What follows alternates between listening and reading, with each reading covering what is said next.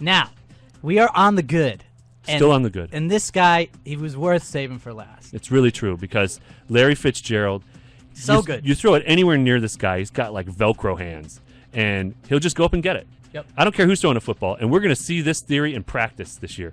You know, I was just reading some stuff earlier today talking about how Matt Leinart, he may not even make it out of camp. Really? Yeah, because they're talking about that he's due this contract bonus, and they don't know if they want to pay him all this money before the season begins because they don't. So it might be Derek Anderson and Mark Bulger before we know it. And then, boy, it's really, everybody loves Larry Fitzgerald like we do. We're like, oh, boy, what are we going to do? But you shouldn't worry about him. You know why? Because he's Larry Fitzgerald. You throw it anywhere near him, he's going to catch it. And if they have one of those two other guys playing quarterback, they're probably playing from behind. So what are they going to do to catch up? They're going to throw the football. So I'm thinking David Boston back in the Jake Plummer years, right? Yes, Google it. Google free. Google free. So with whoever's throwing the football, his ceiling's going to be lower, but he's still going to be good for 1,000 yards and 10 touchdowns because Anquan Bolden's not there to take targets from him. Steve Breston is going to be the guy. Finally gets his shot. Good for him. I'm happy for Steve Breston. He deserves it. He's going to be the full-time number 2. I expect him to catch 60 catches and approach 900 yards, although I'd approach him with caution because he's never had the workload that he's going to have this year. And the guy who is really intriguing to me, and I've been intrigued with him ever since I saw the when Leinart came in against the Saints in that divisional game, in the wild card game last year. No, it was a divisional game. And he was connecting with Early Doucette. Right. Early Doucette looked really good. Yeah. But he's no Roy Green. And Matt Leinart is no Neil Lomax. No, Google it. Google free. And they don't have a little Stump Mitchell running in the backfield. No, they do not. That is for sure. Maybe, they have a little, Tim Hightower. There you go. Yeah, but or back in the day when they had Ricky Proehl. Yeah, I liked Ricky Proehl, and he's got a couple of touchdowns. He has a couple of touchdowns in the Super Bowl and also some rings. But Early Doucette, he's the number 3 guy, and I think that there's value here. 15th, 16 rounder with him, and he could be that guy if Leinart does catch on. They have good chemistry, and that was something that I saw that I wanted to note. That's what we were just talking about with Kevin Cobb. It's like, who did he work with? If he never had a chance to work with the number 1s. Yeah, then he's probably got good chemistry with Jason Avant. Right. Because he's the number 3 guy. But if something were to go bad with Breston, this guy, the rookie, Andre Roberts. Keep an eye on this guy. This is like deep sleeper, like fall asleep, put your pillow over your head guy. Okay? Wake up, sleeper alert. Watch him in the preseason to see if he's this kind of deep sleeper guy. He'll be the number 4 wide receiver. He's also going to be the kick returner, punt returner guy as well. Okay. All right, now, before we go to the bad, we have a caller, a huge fan of the show, listens religiously and downloads the iPod, the Peapod, all the pods we have. He's got them all. Ladies and gentlemen, please welcome to the program Elvin from Brooklyn with a question about wide receivers. Yeah, my question is, now that Anquan Bolden's with the Baltimore Ravens, do you think he's going to have a better season fantasy-wise than he did last year? I think his numbers are going to be probably about the same. Take a look at Derek Mason's year last year and take away about 25 targets, and probably that's what he's going to be. But I guess you'd have to, take a look at his percentage. So I would say about 10 targets. Here's what I say. Away. I say he's lower than last year, but more valuable to this team. I don't believe that the Baltimore Ravens are going to have this huge explosive offense because they have Anquan Bolden. But what I do believe is they're going to have more options on third down than they ever did before. So their drives are going to be longer and stay alive, which means the running game for Baltimore is going to be even better. So people are going to be like, oh, Bolden this, Bolden that. No, he's so valuable to move the chains, not for a 70-yard bomb. Do you understand what I'm saying? Also, now that Anquan Bolden left Arizona, will Larry Fitzgerald and Steve Breston's numbers rise dramatically? We just talked about Arizona, and I really think it has to do with the quarterback. Yeah. That's the biggest question is who's going to be chucking the rock to these guys, and that's going to have a bigger effect on them. And the only proven commodity is Larry Fitzgerald can catch anything, including a cold from Matt Leinart, if it's not a pass. It's really true. So that's it. You were asking about numbers, though, with Anquan Bolden. I wrote some stuff down here with 130 or 140 targets and at least 1,000 yards, not out of the question for him. Okay, if you want, hard numbers. Right. And what round would you draft Anquan Bolden in? 3rd or 4th round is what he's going to cost you. It's not going to be up to you, You're going to have to spend a 3rd or 4th rounder on him. I don't know if I would do it, though. I don't think he's going to. For me, I wouldn't do it.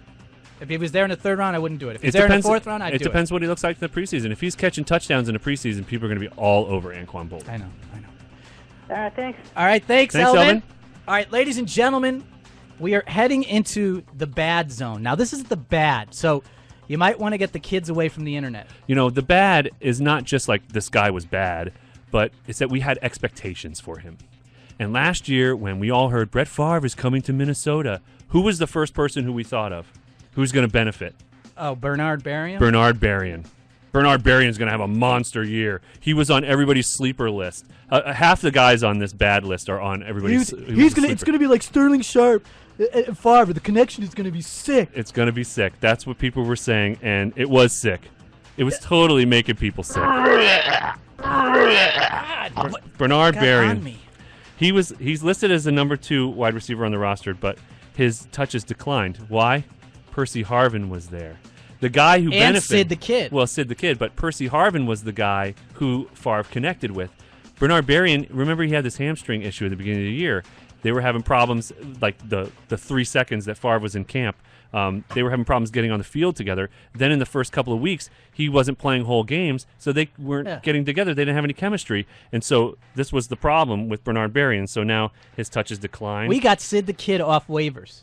Oh, wow. And Sid the Kid Rice is still going to have a great year this year, I believe, because he had that connection with Favre. But now, as the Vikings go, look, there's no Hassan Jones on the team. Google it, Google free. Anthony Carter's not there. No, Anthony Carter was a killer. That's right. No Tommy Kramer. No Tommy Kramer. No Herschel Walker. No Whiskey Wade Wilson. That's right. And there's no DJ Dozier. So if you don't Google those names, and look at Heath, I got him. I got him on DJ Dozier. Yes! That's great. But so much was expected of Bernard Berrien last year in fantasy. He never gained the trust of Favre. But they like to use him. He threw some passes last year, so they kind of gimmicked him. But he's a possession receiver, gimmick guy, and you don't want to be the possession receiver. You know it's like being the character actor. Exactly. You don't want to be that guy. You know what? You're not the star. They didn't even cast Bernard Berrien in that Jeans commercial where Favre was throwing to all those actor guys. That's how bad it was. It's really true. He couldn't even be on that. He's in the witness protection program. You can get him in the 15th or 16th round if you think Bernard Berrien has some value there, and he might there. Yeah. But totally. I'm not going to spend a 4th rounder on him like it would have cost me last year. Forget it, right? Sidney Rice is going to cost you a 1st round. Yeah. Sidney Rice, 80 catches, 1,100 yards seem pretty likely for him this year if Favre comes back. And you think he's coming back, don't you? I don't know. I have to wait till whatever LeBron says about anything, then we'll know. And see if he's wearing Lee jeans. Yeah, exactly. Right? Okay. Since we're doing a lot of product placement today for everybody, so we might as well get them in on the mix. That's right. Rice went from the number 90 fantasy wide receiver to number 8 last season. Was he a one-hit wonder? I don't think so. No, how about you? Not at all. Yeah. I liked cooking with rice and a little soy sauce. It was great. Yeah, he doesn't remind me of the original Rice. No. But he's no Simeon Rice. No, but he's definitely better than Uncle Ben's. I'll tell you that. That's right. Okay. So Percy Harvin has become the big playmaker. He's like the Deshaun Jackson on this team. He's the one who's going to catch the long bombs. He's going to be the explosive one that Bernard Berrien is not going to be. And he had a strong rookie season, 129 fantasy points between 135 yards rushing and 790 receiving with 6 touchdowns. That's not a bad rookie season. No, not at all. And his play on special teams leads us to believe that he can do it again. He's put on 10 pounds of muscle in the offseason. I read about that, which is good. The thing that can be maddening about this guy, though, and it's going to kill you, these migraine headaches.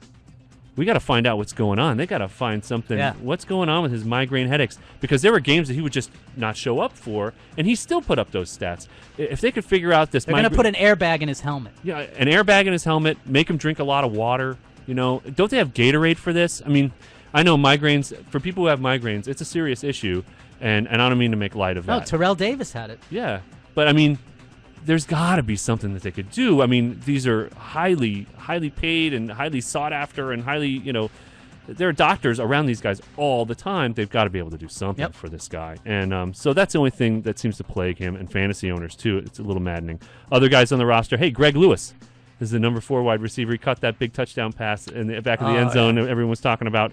Jamar Johnson is this guy. He'll see time if the starters are injured. And this Joe Webb, who's an ex-quarterback, they're bringing him along slowly. They hope that they don't have to put either one of those guys on the field, because if they do, that there are big problems ahead of them. So there's the first of the bad, Bernard Berrien.